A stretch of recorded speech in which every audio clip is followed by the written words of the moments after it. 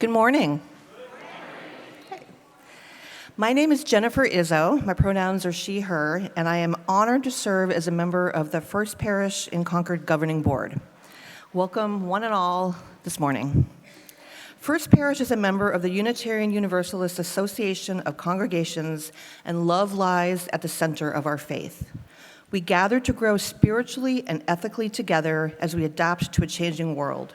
We seek to center and strengthen relationships by honoring our covenant to treat each other with respect and care, especially when disagreement or conflict arises. With humility and reverence, we acknowledge our place in the great web of life, and we embrace our differences and commonalities with love and goodwill. While we never expect perfection, we do expect that our members will take responsibility for their actions and engage in repair when needed. Welcome to all joining us now, both in our historic sanctuary and on Zoom. If you are visiting or new to the congregation, we extend warm greetings to you. If you need an assisted listening device or any other assistance during the worship service, please see one of our ushers at the rear of the sanctuary.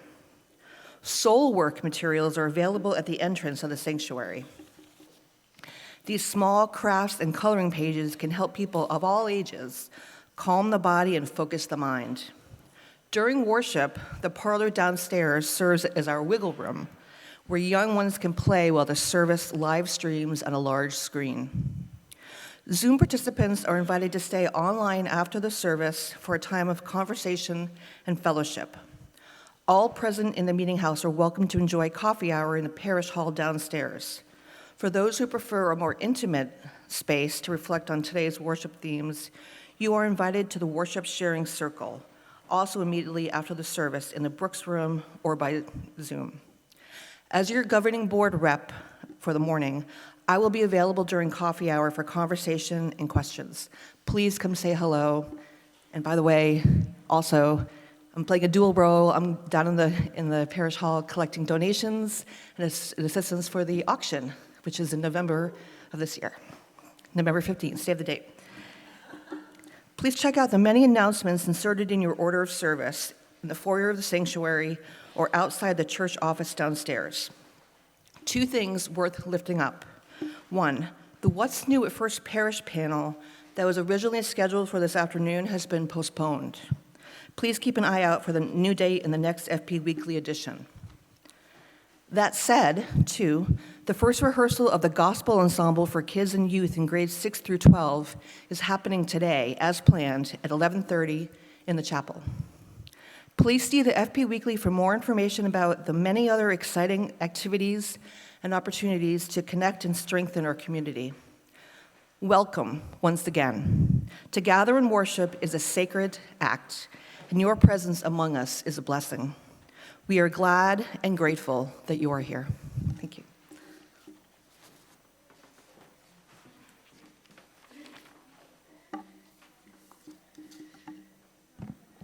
My name is Jennifer Johnson, and I'm so glad and grateful to serve as the lead minister here at First Parish in Concord. And before I invite us into our opening ritual, the lighting of the chalice, which is the symbol of our living Unitarian Universalist faith tradition, I just want to say how wonderful it is to be back into the flow of weekly worship. We changed things up in the summer, and it just brings me such joy to see all of your faces in the sanctuary and to see folks continue to stream in.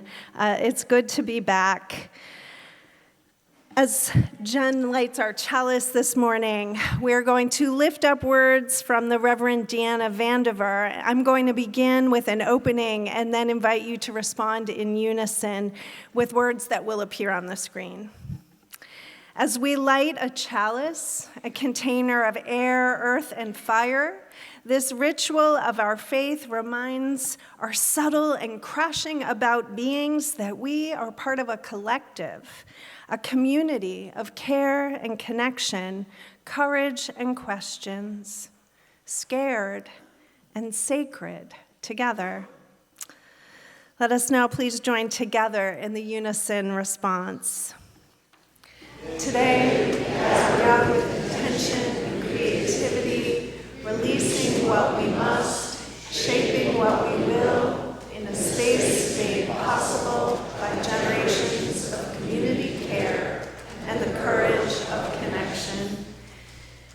Please rise in body or spirit and lend your voice to our opening hymn, number 347, Gather the Spirit. The words are on the screens.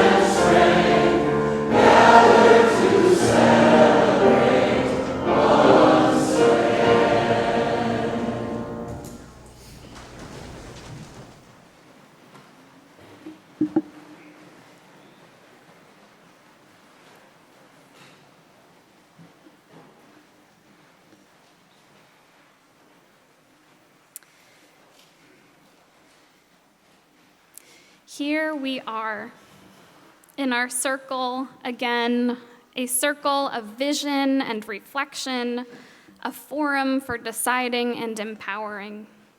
Here we are at the base of another bridge, another space spanning the shores of today and tomorrow, beckoning us to cross the chasm one day at a time. Here we are, gathered again at the cusp of the future, at the boundary that holds community together. We are here in a circle of love and trust brought to this moment by a series of choices and promises, by hope and gratitude, by our own shadows faced and befriended. With a servant's heart, with a leader's listening, with a parent's love, truer than all our inner trembling, let us model the health we seek for all and lean into community. Somewhere out there, all that we dream is possible. Somewhere in here, we are sowing the seeds. Words by Euro-American UU minister Reverend Sherry Woodbury to help us enter this holy hour of worship.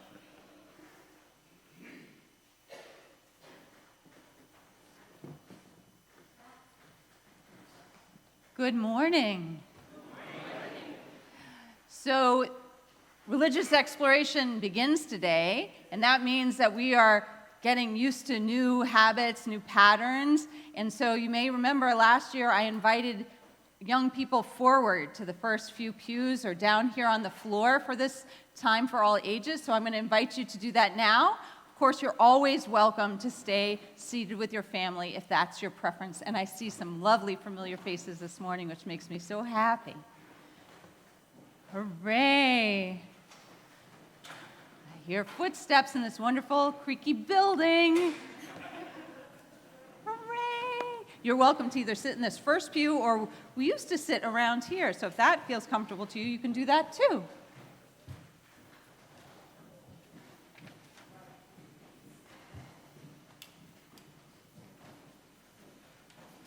There's some more space here. Somebody let Iris in. Come on. You can also sit in the second pew. There's some spot. Okay, we're getting there. Perfect. All right, so this morning I'm going to share with you a wisdom story that is an Indian Buddhist tale. It comes to us through our Soul Works, our Soul Matters materials, and this was adapted by April Rosario, who is my colleague over at First Parish in Waltham. I see more people coming. Hooray, hooray. Peter, maybe you can demonstrate how sitting on the floor works, and others can come join you. Oh, no, he doesn't want to. Someone come make a spot for him. Oh, that's all right. You are welcome to sit where you want. I'm sorry that was scary. You ready? Oh, I see a spot up here, but now he's up there. A long time ago, one quiet evening, after a long retreat, the Buddha and his students gathered in a peaceful garden. And one of the students looked up into the night sky and said, "Teacher, what is the world really made of? What holds everything together?" The Buddha looked up in the sky and smiled. He was quiet for a moment, as if he was remembering something very important and helpful. Then he said, "Long ago, the great god Indra, who looks after the forces of nature, created a great net that stretches out forever in all directions like an endless spider web of light and silk. At every place where the threads cross, he placed a shiny jewel. And every single jewel is special and unique. But every jewel also reflects the entire net. And inside each one of those reflections, you can see all the other jewels again. It goes on forever." The student was confused. "But teacher, I do not see that net. Where can I find these jewels in the real world?" The Buddha smiled. "You are one of those jewels. Every person, every animal, every tree, every tiny insect, even a speck of dust you see floating in the air is a jewel in Indra's net. And every thought you ever had, every feeling, every joy and sorrow, every dream and idea that anyone has ever had, they are all jewels too. And each jewel holds a reflection of all the others. That means that you carry a little piece of everything inside you. And everything carries a little piece of you inside of them. You belong to everything, and everything belongs to you."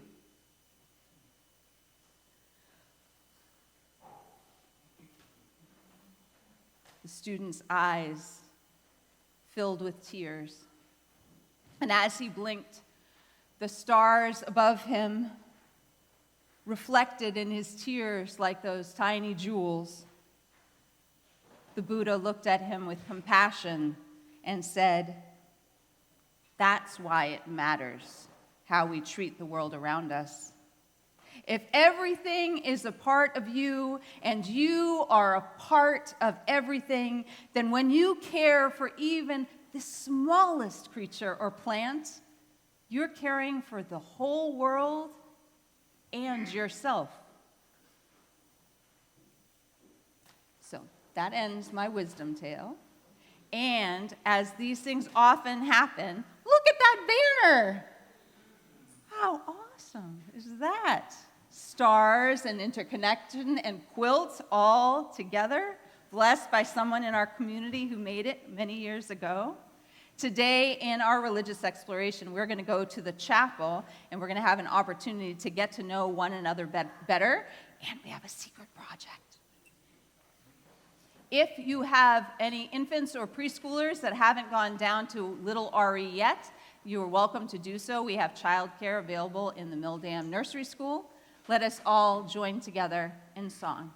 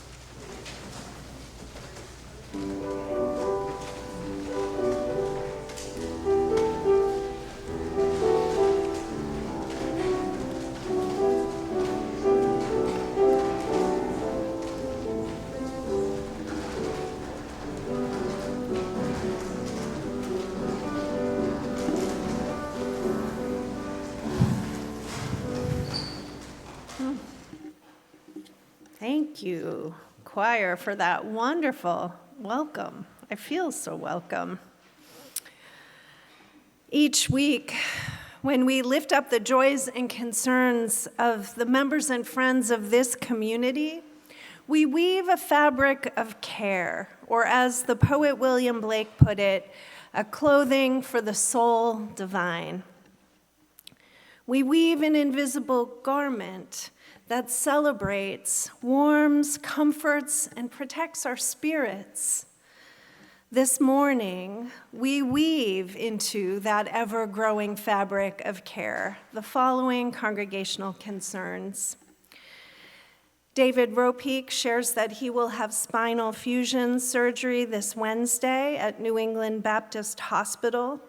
He will stay there at the hospital for 1 or 2 nights before coming home and welcomes phone calls and cards as he is recovering. Peggy Claybrook shares with us the sad news that her eldest daughter, Laura McCutcheon, died in late July at her home in Florida at the age of 58. Peggy welcomes any form of outreach from her First Parish community. Lillian Anderson shares that she needed to return to the hospital due to excessive pain after she was home from her back surgery. She's resting more comfortably now at Beth Israel Deaconess in Boston, and she welcomes cards or text messages. Along with my husband, David Pellegri, I would like to share that our youngest daughter, Carly, was hospitalized on Wednesday for a ruptured appendix. She was in the hospital until last night, receiving care and monitoring, and surgery will come at a later date in her case. We so appreciate your prayers and warm wishes as she recovers. She's going to get some treatment at home for the next few days, and we hope she will be back for her busy second year at Tufts, hopefully by the end of this week. Let us hold David, Peggy, Laura, Lillian, Carly, and their loved ones in our loving kindness. And I invite you now to share the prayers and concerns, the names of loved ones that you are holding with a special care this week, either by typing them into the chat if you're on Zoom or by speaking them quietly aloud from wherever you are.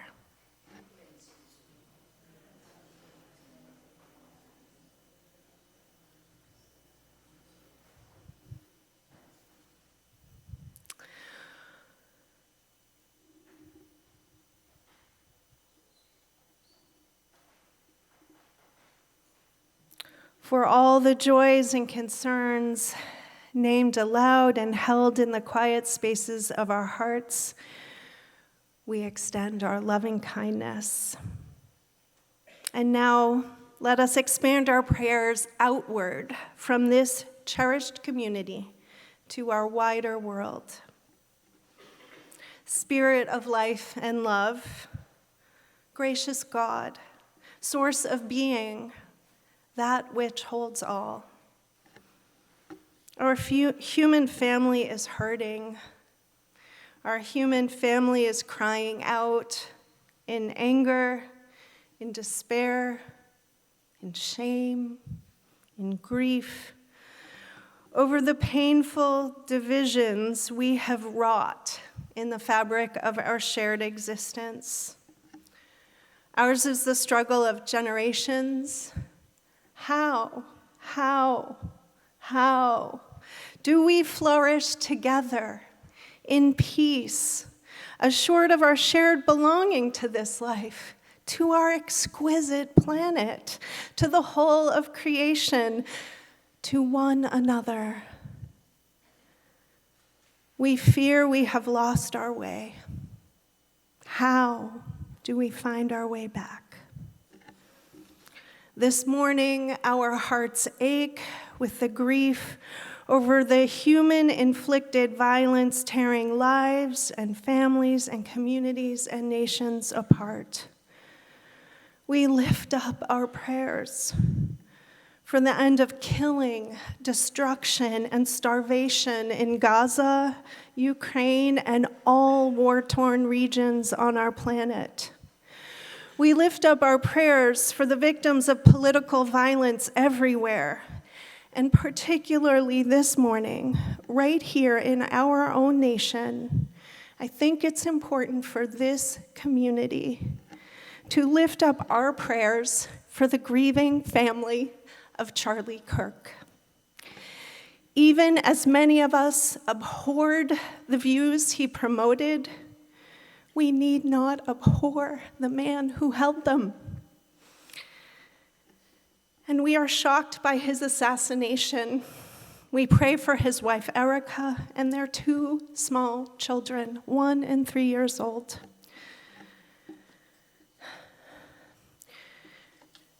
Political violence harms us all. It inhibits our freedom, casts a cloud of intimidation and fear under which we all must live and suffer. And so we lift up our great prayer that all human beings of all political and ideological persuasions everywhere will renew the inborn inherent capacity of our beating hearts to cherish the sanctity of all human life, all human lives. We lift up our great prayer that our one human family will at last heed Dr. King's great teaching, a lesson about both faith and action, when he said, "Hate cannot drive out hate. Only love can do that." May we be a people of love. Let us share a moment of sacred silence to connect with the love and compassion that pulses in each one of our beating hearts.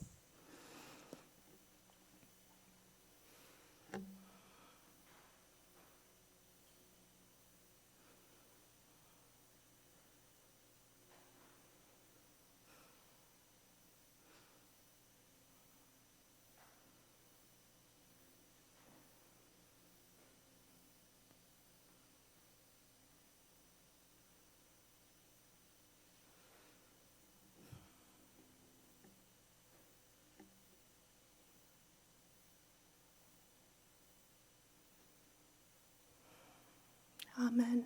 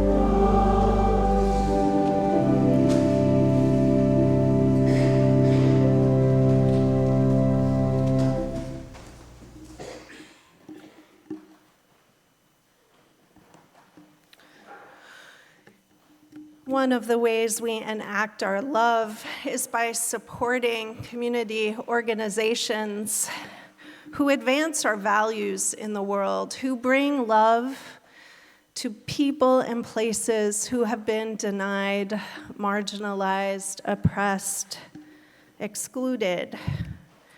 And so This month, we are sharing our plate collection with an organization near and dear to this congregation, Concord Prison Outreach, which was founded, we were one of the founding religious communities 58 years ago. Concord Prison Outreach offers high quality, transformative, deeply human-centered programs that focus on educational, personal growth, and increased opportunity to thrive, opportunity to advance our collective flourishing as a people. For people who are incarcerated and for their families, the programs and resources of Concord Prison Outreach are offered and utilized in multiple Department of Corrections sites within the Commonwealth of Massachusetts. And forgive me here, because my week has been a little bit disrupted. I did not have an opportunity to check in with the nominee of our plate recipient, Liz Rust. We have talked about having Executive Director Sam Williams come at some point. It's not going to be today, I'm seeing, from Liz, but when Sam is able to join us, we will give him a big shout out and you'll get to learn more. But for now, let us now give as generously as we are able. The morning's offering will now be received with deep gratitude.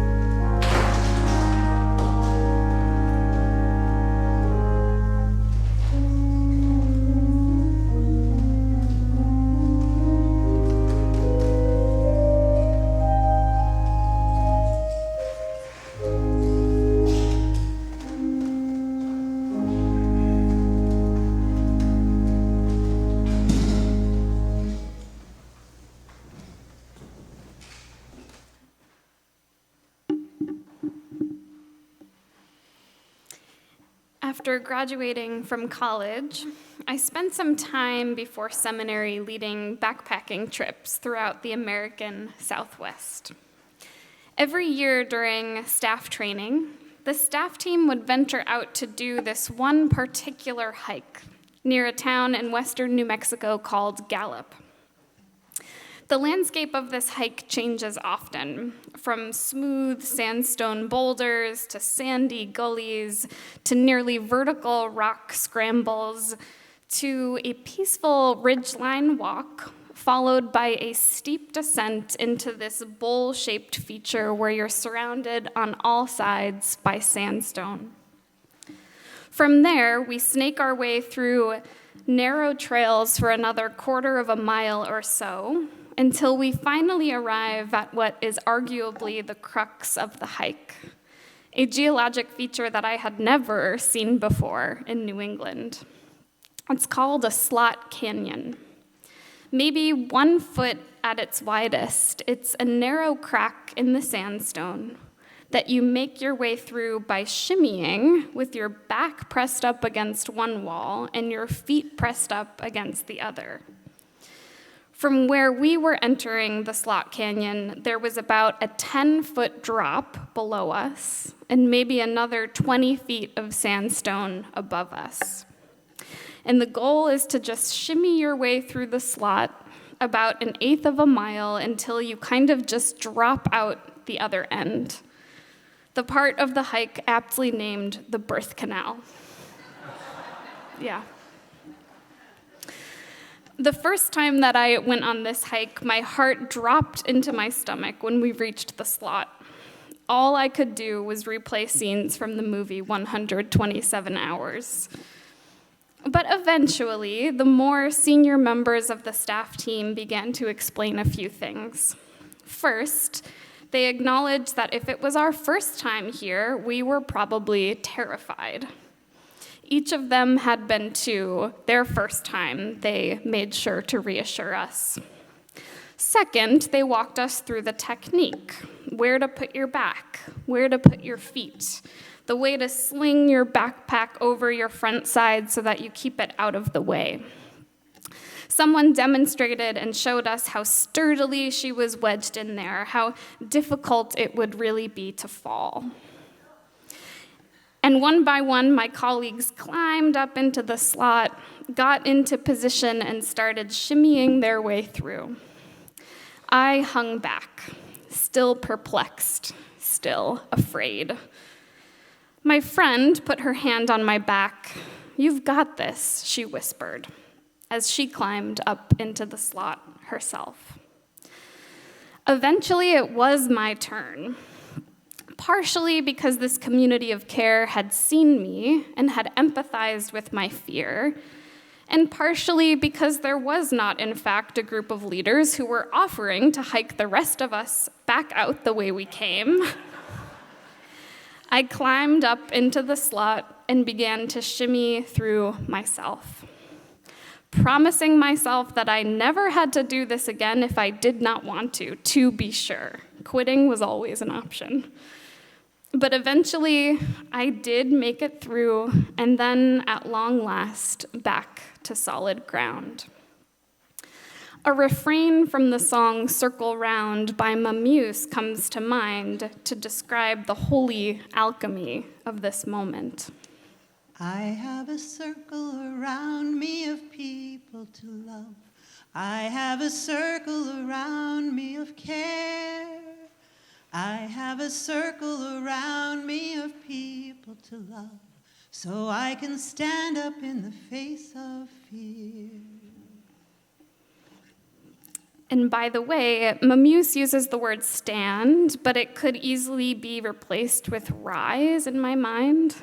The song, as I understand it, is not actually about needing to physically stand up to do anything, but to confront or meet your fears with the help of community. As your new minister of congregational care, I want to take this opportunity to both reflect back to you all what I have noticed in these first few months about your strengths and your gifts in the realm of congregational care, and share a little bit about what this amorphous thing called congregational care means to me, too. Backing up a little bit, in my own ministerial formation, I did not pursue advanced training in hospital chaplaincy beyond those 400 hours required of all aspiring UU ministers. For this reason, it surprised some of my colleagues who were reviewing the first search packet I put together 4 years ago to read me write, "I see pastoral care as the heartbeat of ministry and the heartbeat of congregational life." Perhaps they expected me to write about the power of small groups or experiential education, informed by my love of trip leading. Or maybe they assumed I would foreground social justice as the fundamental work of liberal religion. But instead, I talked about pastoral care, and it puzzled them. And at the same time, I felt clear that my call was to congregations, not hospital or hospice work, despite the reverence that I have for the holy work that takes place in both settings.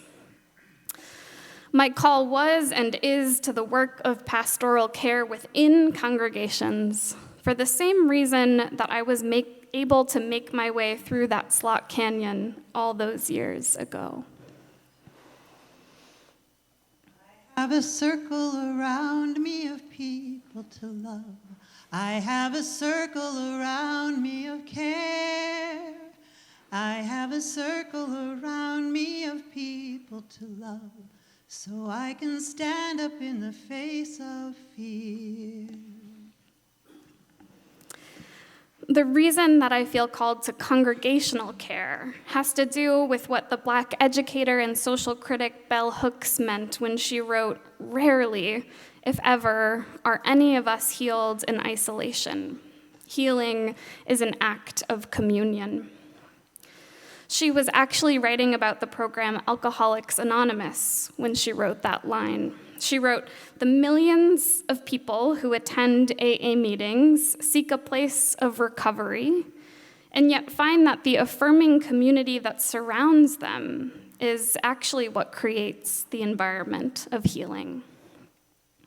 Those of you who have benefited from First Parish's small group ministries, support groups around topics like caregiving, grief, divorce, parenting, and more, or even a 12-step program of your own, can perhaps resonate with Bell Hooks's teachings. There is a redemptive power in being known and witnessed, not just for the parts of ourselves that are easy to witness, that are pleasing and impressive and good and well-kept, but also the parts of ourselves that are hurting and in process and messy, and as I learned, facing that treacherous slot canyon, afraid.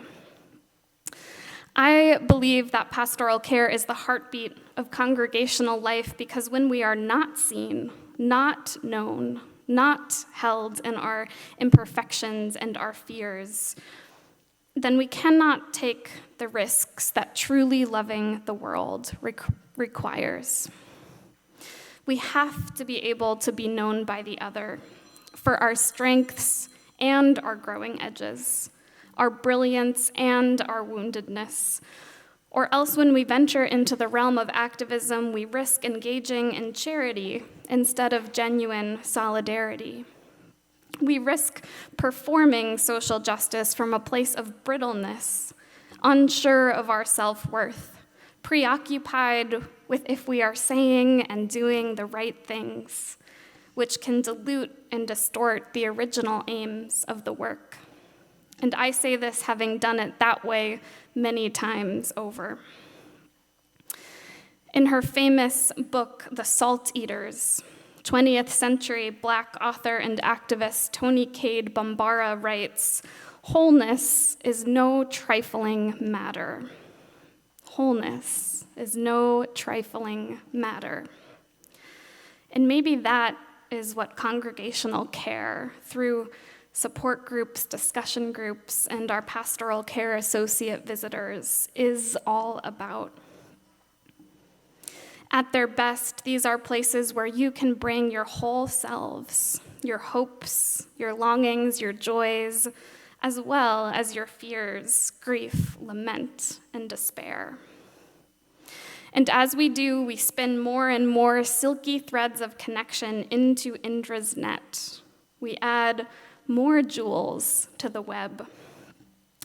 And in the doing, we gradually watch our theologies of individualism dissolve and be replaced by theologies of interdependence.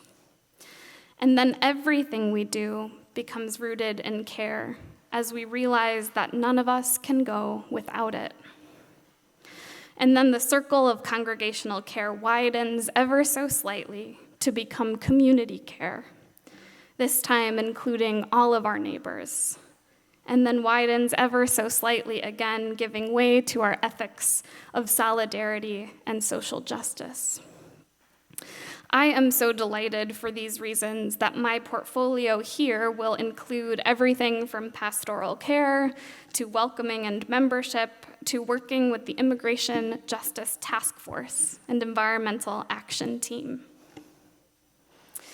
Over these last few months, I have had the privilege of getting to know the pastoral care associates and sitting in on the Immigration Justice Fall Retreat. From other staff and lay leaders, I have heard about the holy work that you all are doing to help reclaim our democracy, have caught wind of those of you who marched from Lexington to Boston on Labor Day to reverse Paul Revere's Ride for Liberty, and have seen many of you making good trouble on the First Parish lawn. Which is to say, I have already seen the ways that you all harness the power of your broken hearts and each other to work to confront the particular injustices of this moment, and there are so many.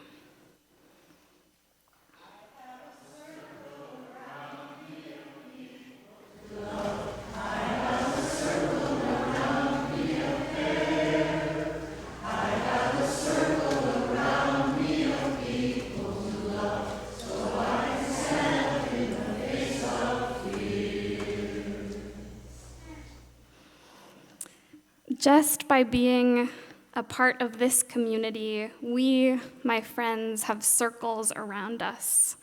And I, for one, am honored to be joining this circle, casting my lot with each of you today.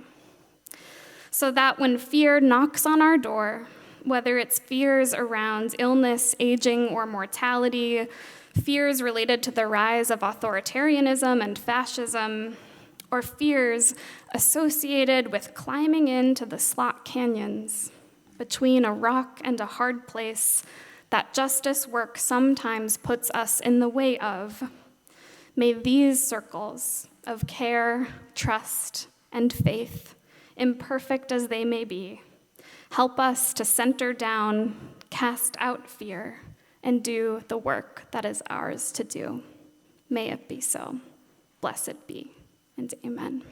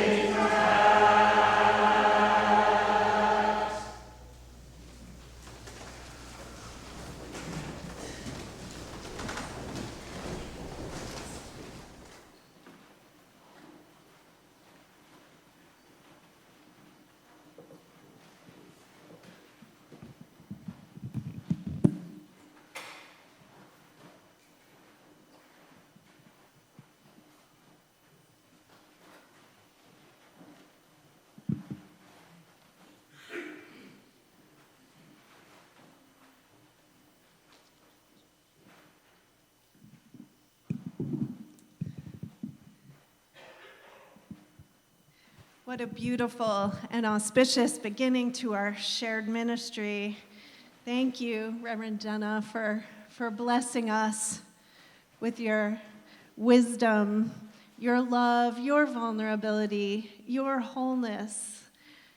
And so you have blessed us, but it is right that we should bless you too. And we should welcome you into this circle of our religious community. And as you well know, as Unitarian Universalists, we do that not by pronouncing a shared doctrine that we all believe in, but by being in covenant together, by making a set of commitments to each other about how we will be in community, how we will be a community that centers love. And so that's what this ritual is about. It's about bringing Reverend Jenna into our covenant and about all of us covenanting with Reverend Jenna as she takes on a special leadership and ministry role in our community. And so Dana Lissy and Peter Nobly, as members of the search and hiring team that helped recruit Reverend Jenna to us, are going to help him facilitating this ritual. So let us begin. As one of our ministers at First Parish in Concord, you will be entering into the First Parish covenant that orients our spiritual community. As we make these covenantal commitments to each other, we also make them to you as one of our religious professionals. And in return, we ask that you covenant with us, living into these commitments as best and wholeheartedly as you can. Reverend Jenna, will you please join me, Peter, Reverend Jennifer, and this gathered congregation in reciting and recommitting to our parish covenant? We ask that you all, whether participating online or here in the sanctuary, join in reading aloud the text on the slides with us.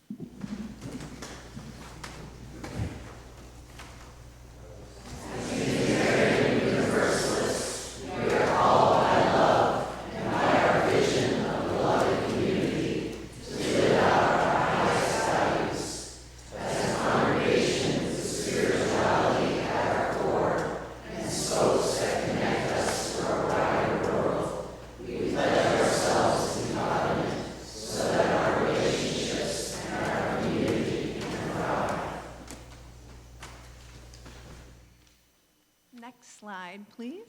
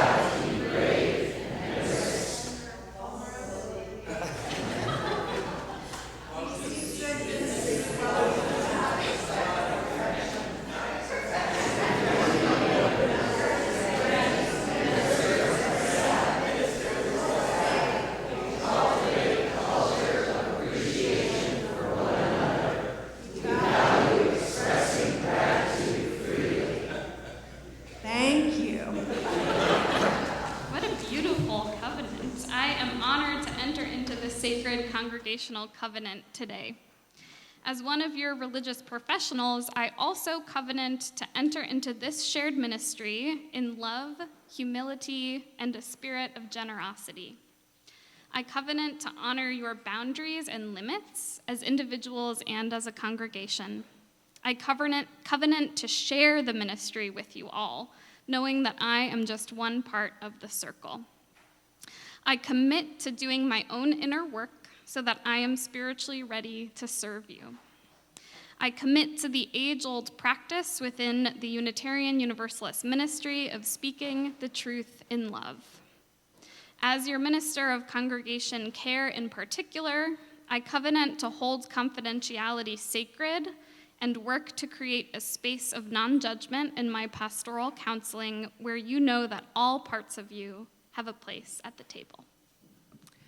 And as ministry is always shared, and the health of the ministry depends on the mutual commitments we make with each other, I invite the congregation to join Peter, Dana, and me in voicing some additional commitments to Reverend Jenna in return as we embark on our new chapter.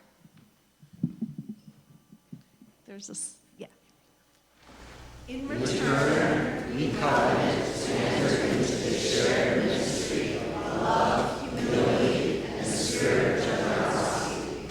We covenant to honor your boundaries and limits, knowing that your call is at once to serve this congregation, the larger faith, and the wider community. We covenant to be ready to receive and participate in the sharing of the ministry of this congregation with you and the rest of the First Parish staff and ministry team. Thank you all so much.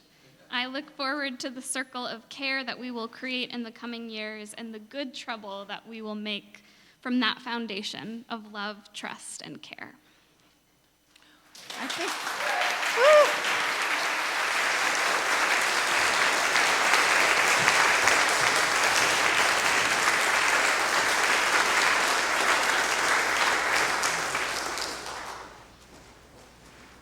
So, as I said, we've been blessed by Jenna this morning, and we want Jenna to know that she is blessed too, because ministers need blessings as well as giving them. So, and we're all capable of blessing. This is shared ministry, so no one has a special authority to bless in our tradition.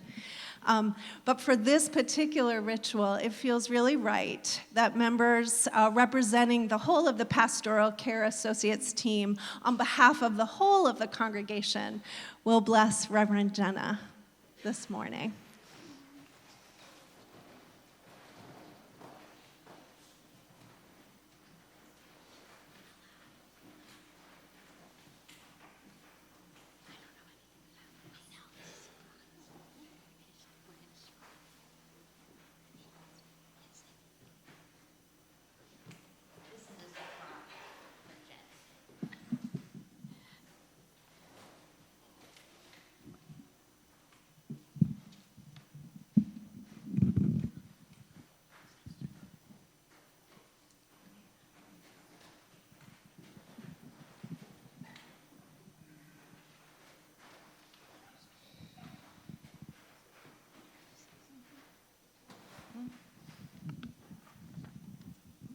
Hi, my name is Sue Doby. I'm one of the Pastoral Care Associates, and I have the pleasure to share with you one of the Pastoral Care Associates who could not be here today, Virginia Taylor, her blessing for Jenna, Reverend Jenna. The beginning of Reverend Jenna's ministry marks an important opportunity for pastoral care at First Parish. We Pastoral Care Associates can already see the kind of leader she will be. Even before our first meeting this year, Reverend Jenna encouraged us to reflect deeply in writing on 17 key questions about our own commitment to pastoral care and strength and weaknesses of the current program. Her multiple compilation of all our responses will serve as a springboard for a collaborative discernment process during the next several months. We intend to reimagine new systems and ministries of pastoral care that meet the congregation's current needs and build on the gifts and capabilities of our professional and lay leadership. Lessons learned from our history will help us build a framework for the future. And it's a future we're really excited about. In Reverend Jenna, we have a very thoughtful and dedicated leader as a partner in work and a source of inspiration.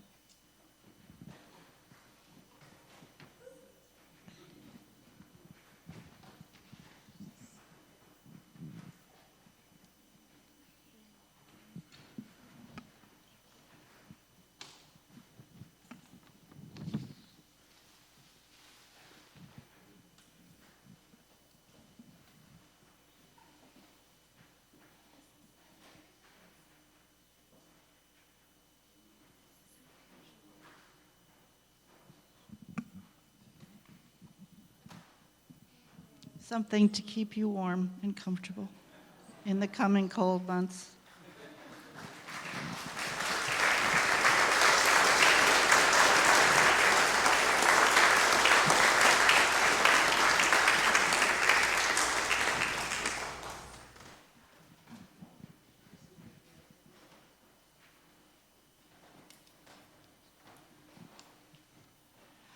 We're going to join in singing our final hymn. And I'll let the Pastoral Care Associates, I have a little thing to say while they sit down.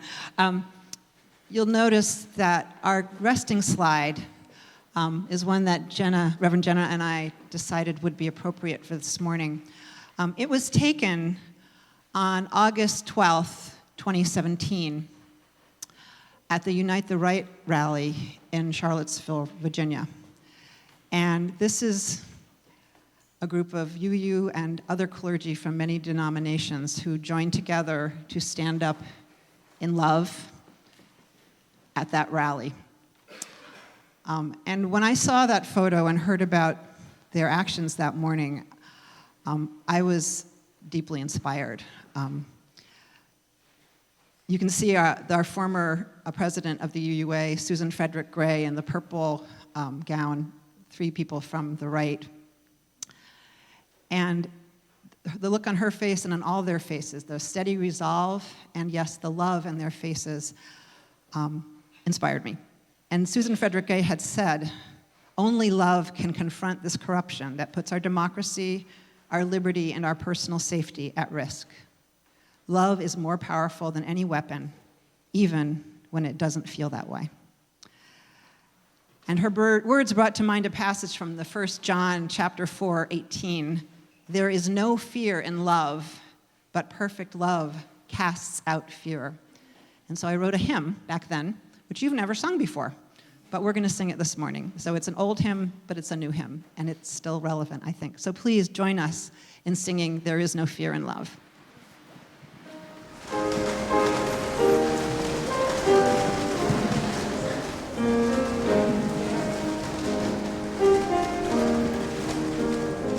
There is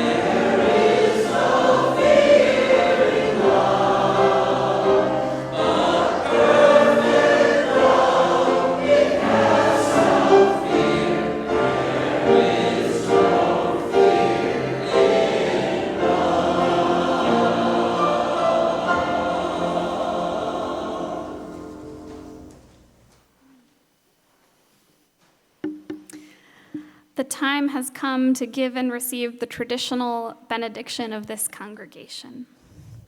Go out into the world in peace. Have courage. Hold on to what is good. Return to no person evil for evil. Strengthen the faint-hearted. Support the weak. Help the suffering. Honor all beings. Please be seated and enjoy the postlude.